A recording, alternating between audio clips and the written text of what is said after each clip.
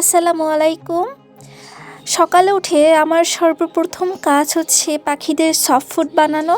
কারণ আমার পাখিরা সফট ফুড অনেক বেশি খায় এবং পছন্দ করে। তারা রেগুলার খাবারটা খেতে চায় না, তারা সফট ফুডই অনেক বেশি খায়। এই জন্য আমি সকালবেলা উঠে তাদের জন্য সফট ফুড বানাই। সকালে এবং বিকালে আমার কাজ হচ্ছে পাখিদের সফট ফুড বানানো।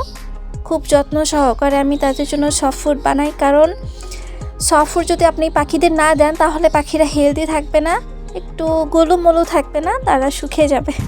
আপনি সফট ফুড যদি দেন তাহলে পাখিরা একটু হেলদি থাকবে, সুন্দর থাকবে এবং একটু মোটা তাজাও হবে। এই তো আমি আমার সকালে পাখিদের সফট ফুড দেওয়া শেষ, এখন বিকালে যাব। বিকালে আমার পাখিদের জন্য গম, ভুট্টা এগুলা খাওয়াই। আজকে আমি একটু ভুট্টা দিলাম না, শুধু গমই দিলাম। আমার পাখিদের ডেইলি রুটিন এইগুলা। আপনারা চেষ্টা করবেন এরকম করে পাখিদের যত্ন নেওয়া, তাহলে পাখিরা এমনিতেই ডিম বাচ্চা ভালো করবে, সুস্থ থাকবে, হেলদি থাকবে, ভালো থাকবে।